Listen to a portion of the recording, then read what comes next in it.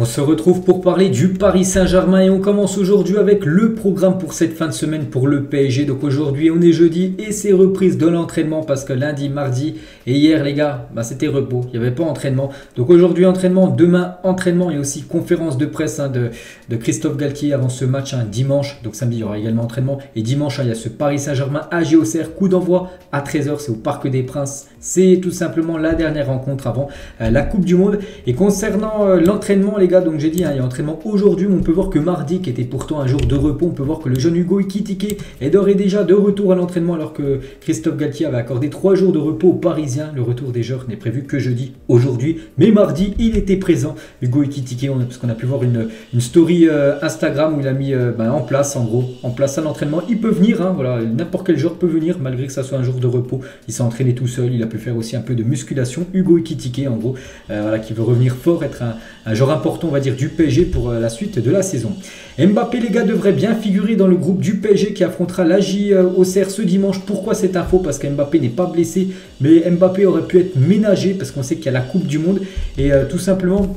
Un sondage sur la source parisienne après la terrible nouvelle du forfait de Sadio Mané. Comprendriez-vous que les top joueurs parisiens soient ménagés contre l'AJ Auxerre? Donc il y en a plus de 6000 votes.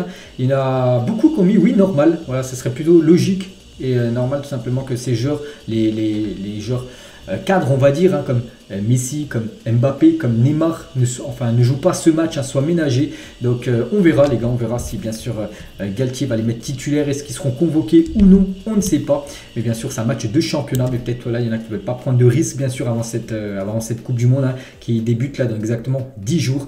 Donc voilà. Et n'oubliez pas que dimanche les gars, on sera le 13 novembre. Et à l'occasion de PSG AG Auxerre ce dimanche 13 novembre, le club commémorera les attaques du 13 novembre 2015 avec une série d'hommages et un appel à la paix parce que le 13 novembre 2015, tout le monde se souvient ce qui s'était passé du côté de Paris, l'attaque au Bataclan, l'attaque aussi au Stade de France, les attentats, donc il y a eu beaucoup de morts on peut dire, donc voilà, c'est pour ça qu'il y aura des séries d'hommages tout simplement, un appel à la paix lors de ce match bien sûr, prévu dimanche 13 novembre. On va parler de Léo Messi est en lice pour le trophée UNFP du meilleur joueur du mois d'octobre. Félicitations à Léo Messi. Bon, c'est pas encore lui, il a remporté pour le mois de septembre ce trophée du meilleur joueur du mois du championnat, du mois de Ligue 1. Mais là, il peut encore remporter de nouveau ce titre.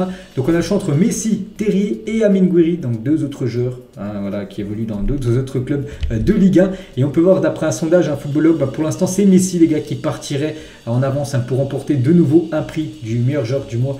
Donc voilà, c'est peut-être back-to-back pour Léo Messi. Et toujours avec Messi, les gars, et Kylian Mbappé, on peut voir que les deux figurent parmi les meilleurs joueurs de la Ligue des Champions, phase de poule, les 6 matchs, parce que les deux sont en attaque. Mbappé, Messi, c'est les seuls Parisiens. Après, il n'y a que des joueurs en dehors du PSG. Donc félicitations Mbappé, félicitations bien sûr à Léo Messi. Et après la Coupe du Monde 2022, les gars, le PSG peut jouer 11 matchs, ce qui est beaucoup, les gars, alors que le Bayern jouera seulement 6 matchs avant la confrontation en Ligue des Champions. Vous savez, ce PSG contre l'équipe du Bayern qui est prévu le 14 février. Donc le PSG pourrait jouer jusqu'à 11 matchs à la reprise de la Coupe du Monde jusqu'à ce 14 février, alors que le Bayern en jouera seulement 6. Donc voilà, on sait qu'enchaîner trop de matchs, ça cause des blessures. Donc voilà, ça c'est pas trop une bonne nouvelle, on va dire, pour Paris avant cette confrontation, qui est dans quand même longtemps, dans quasiment 3 mois. On va parler de Mbappé, les gars, et Kimpembe ont été appelés par le sélectionneur de l'équipe de France, Didier Deschamps, pour participer à la Coupe du Monde de la FIFA. Donc hier, c'était la liste de Deschamps et les deux, Mbappé, Kimpembe, figurent dans cette liste. Donc on les félicite, bien sûr, avec que c'est des Parisiens qui vont participer à cette Coupe du Monde, en plus avec l'équipe de France. Donc Mbappé, il a mis toujours un rêve de disputer la plus grande des compétitions avec mon pays. Et Kimpembe, il a mis une immense fierté d'avoir à nouveau la chance de représenter mon pays dans la plus belle des compétitions, bien sûr, la Coupe du Monde. Donc Kimpembe, il y avait un gros point d'interrogation sur lui. Du coup, il est bien apte à jouer cette Coupe du Monde parce que il est blessé comme depuis quelques temps, mais il est bien présent dans la liste. Donc on félicite Kimpembe et également Kylian Mbappé. On va parler du mercato. Donc le mercato arrive très prochainement. On est quand même en novembre. N'oubliez pas que dans un mois et demi, les gars, c'est l'ouverture du mercato hivernal et le PSG a des joueurs à recruter. Et tout d'abord, Luis Campos pourrait gérer seul le mercato hivernal du PSG sans l'appui d'Antero Henrique qui venait aider tout simplement à Luis Campos. Donc lui c'est Henrique, Luis Campos, que cette personne devrait gérer à 100% le mercato hivernal.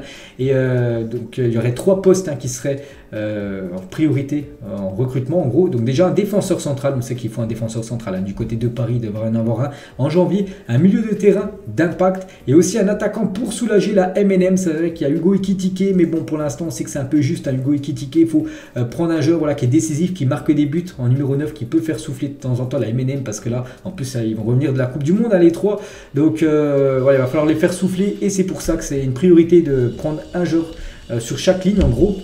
Et concernant l'attaquant, les gars, ça peut être ce joueur, les gars, ce joueur qui peut faire souffler la MNM, ça peut être Félix, hein, confirmation. Luis Campos tente de récupérer Félix sous forme de prêt, hein, vu qu'il joue peu, lui en plus il veut quitter l'Atlético Madrid. Donc le joueur serait séduit à l'idée de se relancer au Paris Saint-Germain. Donc le PSG le veut, le joueur aimerait venir, enfin il serait plutôt ok pour venir, hein, du côté de Paris. Bon après c'est vrai qu'il a ce statut de remplaçant à l'Atlético, hein, je vois pas, il aura certainement ce statut de remplaçant du côté du PSG, mais c'est un joueur qu'on pourra peut-être voir souvent jouer, les gars. Voilà, de temps en temps faire souffler la MNM, hein, comme j'ai dit, qui va revenir de la Coupe du Monde fatigué, hein, bien sûr. Donc voilà, Félix, les gars, ça peut être une option, hein. Donc des discussions sont en cours entre le club de la capitale et son agent, hein, Jorge Mendes. Le PSG est également intéressé pour signer N'Golo Kanté, les gars, librement cet été. N'oubliez pas que Kanté en fin de contrat, en fin de saison avec l'équipe de Chelsea. Et du coup, le Paris Saint-Germain pourrait sauter sur l'occasion en essayant de s'offrir, bien sûr, N'Golo Kanté, hein. Le PSG a toujours rêvé, bien sûr, d'avoir N'Golo Kanté dans son effectif. Et ce joueur aussi, hein, Endrick, hein, donc le Real Madrid, le PSG, Chelsea sont les trois clubs en pole position pour signer le jeune Endrick, hein. C'est Fabrizio Romano qui donne cette info que le PSG est bien parmi les clubs qui pourraient recruter tout simplement la pépite, hein, de Palmeiras. Ce joueur a seulement 16 ans. Et ce joueur, les gars, que le PSG voulait l'été dernier, du coup ça s'était pas fait, et annoncé cet été du côté du PSG, hein, Milan Skriniar est tout proche de prolonger avec l'Inter Milan, donc ça c'est pas une bonne nouvelle pour le PSG. Donc lui il est en fin de contrat en juin 2023 et du coup il devrait prolonger l'aventure du côté de l'Inter, hein, ce qui voudrait dire que ce serait quasiment cuit, on va dire, hein, son arrivée du côté de Paris. N'oubliez pas que c'était une priorité pour le club.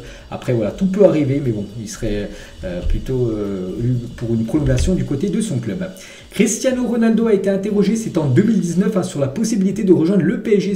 Écoutez ce qu'avait dit CR7, hein, la porte est ouverte, rien qu'avec les Portugais de la région parisienne, le club pourrait remplir le stade. Je me vois bien au parc, hein, devant 50 000 Portugais. Bon, il avait dit ça en 2019, peut-être en 2019 le PSG voulait peut-être Cristiano. Maintenant en 2022, je ne sais pas si ce serait une bonne nouvelle, hein, voilà, que Ronaldo arrive du côté du Paris Saint-Germain, surtout au vu de ses dernières performances. Je pense que voilà, le train est passé, hein, pour Ronaldo. S'il a voulu jouer au PSG, c'était peut-être 2018, 2019, 2018 pourquoi pas, quand il avait quitté l'équipe du Real.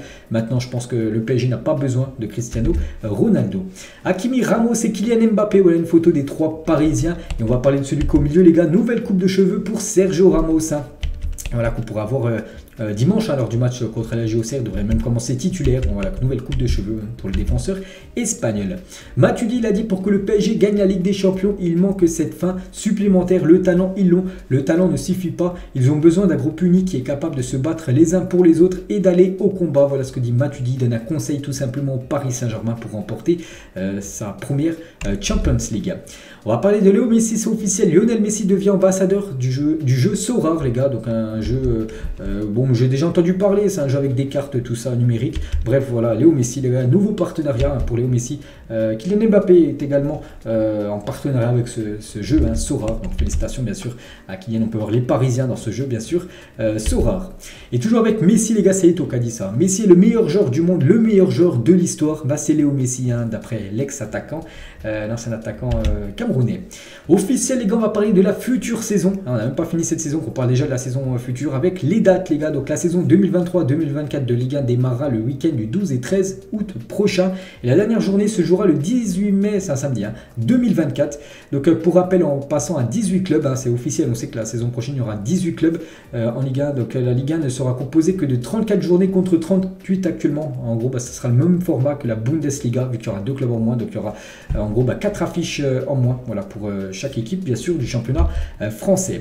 La LFP envisagerait d'organiser le trophée des champions 2023 aux États-Unis. Le trophée des champions était organisé en Israël depuis 2 ans, donc il pourrait se jouer aux États-Unis tout simplement. Après, on ne sait pas encore exactement la ville, mais voilà, ça pourrait changer de lieu, hein, ce trophée des champions, que bien sûr le Paris Saint-Germain sera certainement dedans, hein, parce que c'est le vainqueur de la Coupe de France.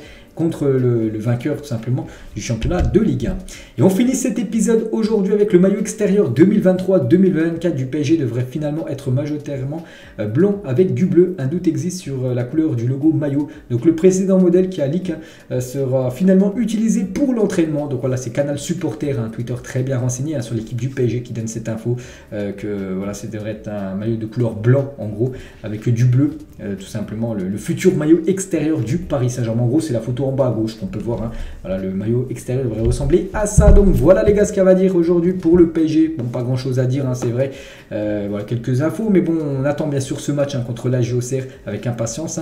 Voilà ce match qui est dimanche. Et bonne journée à vous les gars et à plus tard.